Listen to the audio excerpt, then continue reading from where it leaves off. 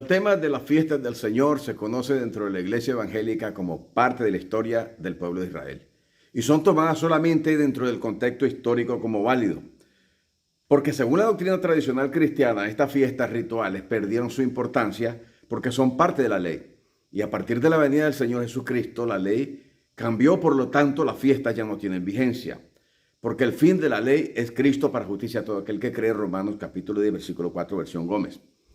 Porque si aquel primer pacto hubiera sido sin falta, no se hubiera procurado lugar para el segundo. Hebreos 8:7, la versión Valera Gómez. En la traducción que estamos usando normalmente, el escritor de los Hebreos nos dice que el primer pacto de bodas era imperfecto y tenía faltas o errores. La pregunta que surge a partir de esto es: ¿se equivocó Dios? ¿Cometió errores Dios? ¿Le faltó el cálculo a Dios? ¿Le falló? Meditemos bien antes de concluir. Este pacto estaba compuesto de mandamientos que la esposa de Israel tenía que cumplir y estaba lleno de promesas que el esposo Yahweh tenía que cumplir a la esposa Israel. Es decir, el antiguo pacto estaba cargado de promesas, de mandamientos y de compromisos bidireccionales. Pero volvamos a preguntar, ¿dónde estaba la falta del primer pacto? ¿Estaba en la letra de los compromisos legales o estaba en la humanidad de los comprometidos con Yahweh? Recuerde que no fue Yahweh quien invalidó su pacto. Fue el elemento humano quien invalidó el pacto. La falta no estuvo nunca en Yahweh, sino más bien en el pueblo de Israel, la esposa infiel.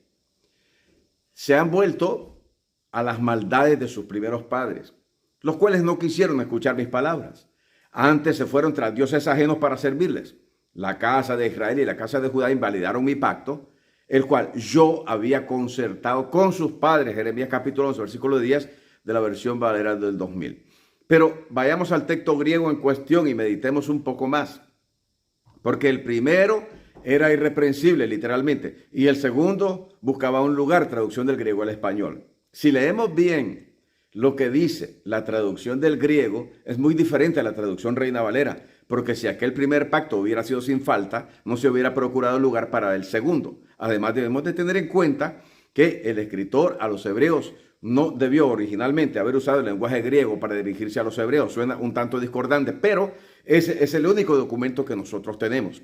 Sería contraproducente que yo escribiera a creyentes de América Latina una carta en la lengua francesa cuando el idioma que ellos hablan es el español.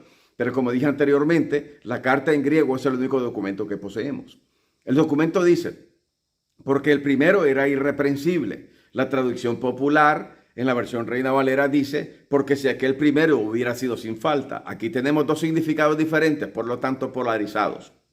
Uno que te dice que el pacto escrito con sus estipulaciones era irreprensible y otro que te dice que sí es reprensible. El Tischendorf lineal griego lo tradujo así: si porque el primer pacto, aquel estaba siendo sin falta, no probable, el segundo estaba siendo buscado en su lugar. Y esta traducción dice que el primer pacto estaba, oiga bien, que estaba siendo sin falta, sin probabilidad, que un segundo pacto buscara el lugar del primer pacto.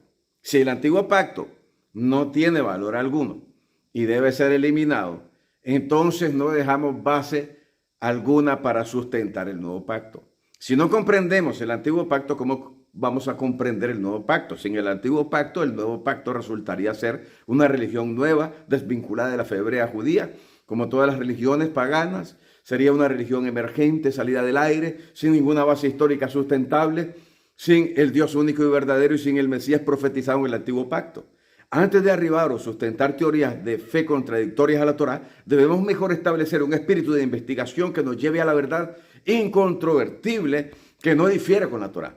En esta corto estoy tratando de hablar de las fiestas de otoño que no solamente no tienen importancia histórica, sino también profética, y cómo las fiestas están relacionadas con la segunda venida del Mesías en poder y gloria para establecer el reino de Yahweh a nuestro planeta. Las fiestas de Yahweh son el formato establecido por Yahweh. Minimizarlas diciendo que solo tienen importancia histórica como recuerdo de las prácticas rituales de los hebreos, de la fe de Israel histórico, nos llevará al punto incierto y desenfocado de los eventos proféticos de los últimos días. De ahí surgieron decenas de escuelas escatológicas que son producto del divorcio tradicional que estableció la Iglesia Cristiana Católica con la fe hebrea judía.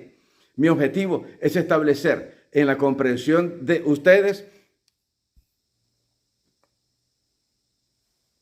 que las fiestas detalladas en el libro de Levítico tienen un profundo significado espiritual durante el proceso de la redención de Israel y profético también, estrechamente atado al tiempo del fin, el tiempo que nosotros estamos viviendo. Por lo tanto, no desechemos nosotros el estudio de las raíces de nuestra fe. Voy a llegar hasta aquí. Espero que este corto les haya servido a ustedes para meditar. Estuvo con ustedes el doctor Alfredo Alegría, su pastor y amigo. Bendiciones hasta la próxima comparecencia.